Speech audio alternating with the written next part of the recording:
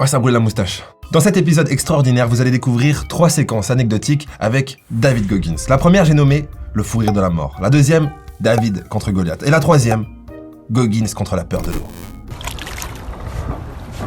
Et oui, vous savez ce qui vous attend maintenant, les petits soldats. Mais avant ça, je dois vous présenter mon coach. Il restera avec moi, derrière moi, pendant tout l'épisode, juste pour des raisons de sécurité. On sait jamais ce qui peut se passer dans un épisode comme celui-ci. D'ailleurs, il n'a pas de prénom, donc si vous pouvez lui trouver un prénom, ce serait super sympa. Vous le notez dans les commentaires. Le commentaire le plus liké deviendra le prénom de cet homme qui se tient derrière moi. La vidéo peut commencer. Avant ça, n'oubliez pas de cliquer sur s'abonner et la petite cloche pour être sûr de manquer aucune vidéo. C'est parti. This is a very funny question I'm going to answer. Okay. Did Goggins train today? That's like asking if water is wet.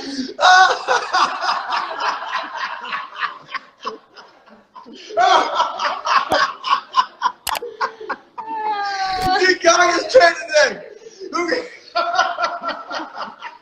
Here's motherfucker. Here's motherfucker. This motherfucker asked me if I trained today. You better. Next question. Oh my gosh. Okay. Did I train today? All right. I'm going to try to choose the Is last water wet? That's what I said. Is I water answered the wet? question before you went and got all crazy. La question que cette dame a posée à Goggins, en fin de compte, elle est tellement évidente, c'est tellement évident que Goggins s'est entraîné aujourd'hui, que ça en devient une blague. Et ça devrait être pareil pour vous et vos routines. Enfin, si vous avez des objectifs. Parce que si vous avez des objectifs, il faut bien un chemin pour vous y emmener. Et les routines sont le chemin qui vous y emmèneront. Du coup, vous devez être prévisible au niveau de vos routines. C'est exactement ça qui vous rendra imprévisible aux yeux des autres dans votre domaine. D'ailleurs, ça me rappelle cette interview avec Mike Tyson qui parlait de Floyd Mayweather et qui disait... qui parlait justement de son secret. Comment Floyd Mayweather a fait pour être l'un des meilleurs boxeurs de tous les temps pendant toutes ces années. Vous voulez savoir? Let me tell you something about Floyd. This is what I don't like about him either. No matter whatever we say about him, and it could be true, but he's in that gym. He's a rat. He retired, but he stayed in the gym. He can't help it. It's just he don't do drugs. That's his heroin, the gym.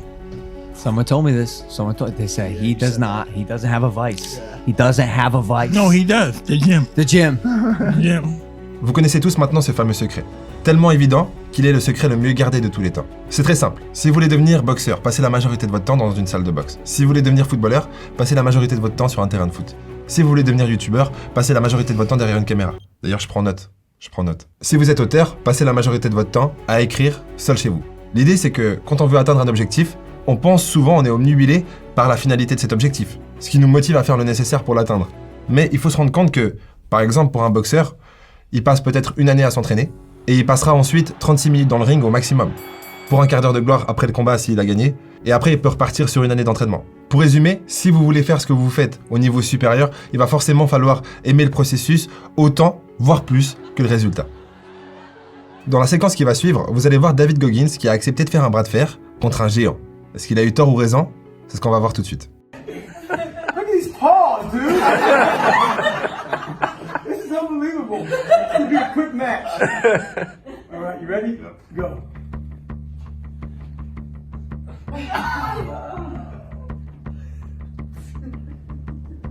Over the top. Dig deep.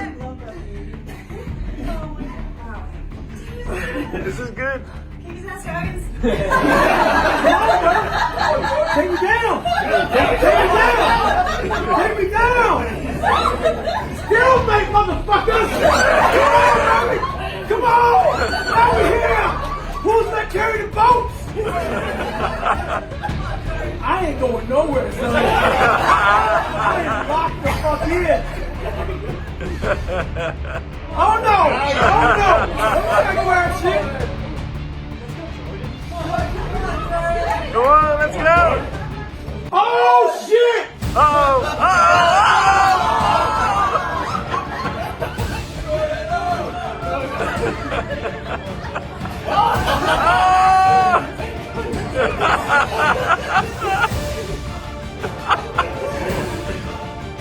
Give up.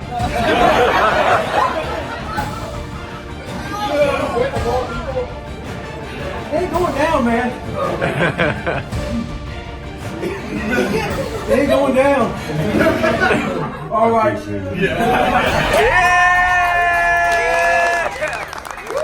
C'était incroyable. T'as trouvé comment? Tu me réponds quand je te parle? Tu me réponds quand je te parle?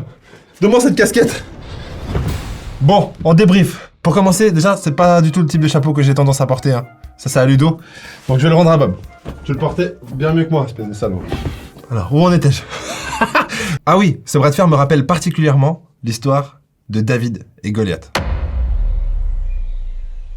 C'était il y a fort longtemps. Dans un petit village où il y avait plusieurs familles. Parmi ces familles, une famille se démarquait particulièrement des autres. Cette famille avait plus de 8 garçons. Le plus jeune d'entre eux s'appelait David. Il était encore tout petit et innocent. Un jour, il était avec son père et ils discutaient. Jusqu'à ce moment où une personne du village revenait en courant et criait « Ils arrivent! L'armée philistine arrive !» À ce moment-là, David était prêt. Il dit à son père « Papa, je veux venir avec vous !» Son père lui dit « Non, t'es trop jeune, tu dois rentrer à la maison. » Il le força à rentrer à la maison. À ce moment-là, tout le village devait être prêt à faire face à cette armée philistine qui détruisait les villages par centaines et qui brûlait leurs victimes.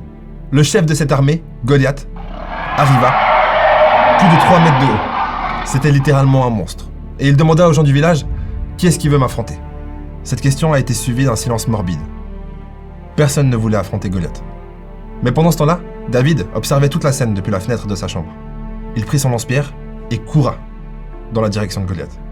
Il passa entre les hommes de son village et juste après être arrivé en face de Goliath, David dit « Moi, je suis prêt et je veux t'affronter !» Goliath était mort de rire. Il n'en revenait pas. Ce petit mioche voulait le défier, comme s'il avait une chance de pouvoir le battre. Il était mort de rire. C'est à ce moment-là que David prit une pierre dans sa poche, l'inséra dans son lance-pierre et la jeta de toutes ses forces en direction de Goliath. La pierre vola dans les airs comme une balle. Elle traversa le crâne de Goliath comme si c'était du beurre. Et il s'effondra sur le sol. Son armée n'en revenait pas. Leur chef de guerre était au sol, mort. Ils partirent tous en courant.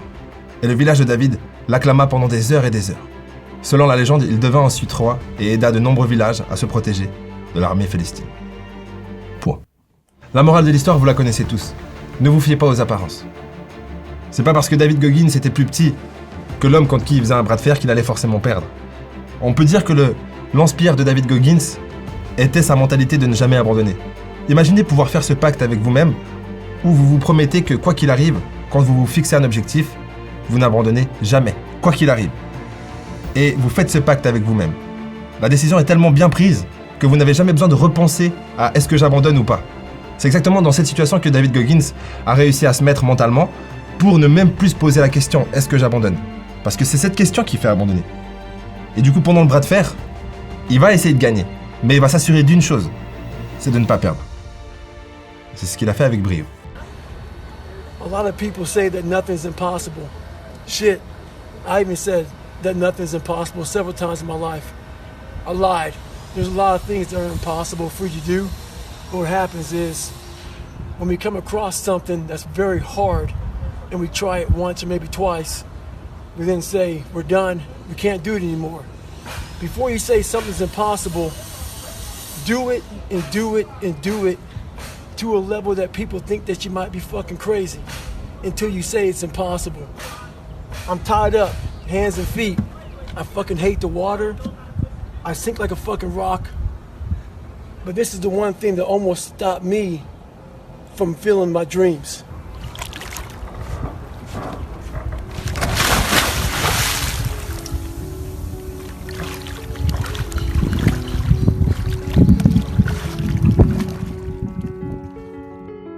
La plupart des gens, lorsqu'ils veulent quelque chose, ils commencent à faire des efforts.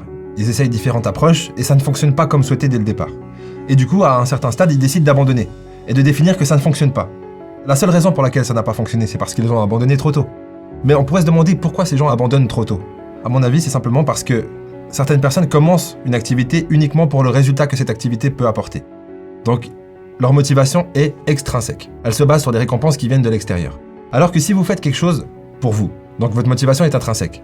À ce moment-là, vous commencez l'activité, tout ne se passe pas comme prévu, mais vous êtes satisfait. Vous le faites pour vous-même, vous le faites pour vous améliorer.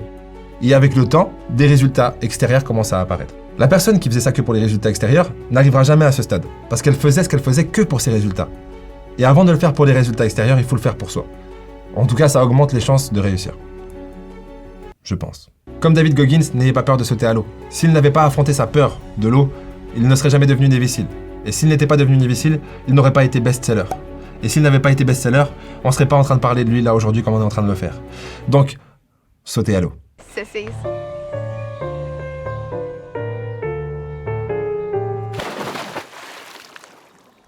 Si quelque chose vous fait peur et que vous devez quand même le faire, augmentez graduellement votre exposition à cette chose jusqu'à ce que vous en ayez plus peur. Mais ne laissez jamais, j'ai bien dit ne laissez jamais, l'ombre de votre rêve, donc le cauchemar, vous dissuader de continuer. J'improvise là. Hein. Et pour ceux qui se demandent, mais mon rêve est tellement grand du coup qu'il me fait peur, comment ne pas être intimidé par l'ombre de mon rêve? Eh ben c'est simple, arrêtez de le nourrir par la peur. Concentrez-vous sur ce qui compte, sur ce qui est fun, sur ce qui est sympa, sur ce que vous avez envie de faire. Et faites cette chose comme s'il n'existait rien d'autre. J'improvise toujours. Voilà, l'épisode arrive à sa fin, j'espère qu'il vous a plu. Si c'est pas le cas, likez quand même. Sinon, monsieur derrière moi n'a toujours pas de prénom. Je compte sur vous. Hein. Pour trouver un prénom à cette tête de chauve. Ah, bâtard, va. Bâtard. Bon voilà, c'est pas grave. Au prochain épisode.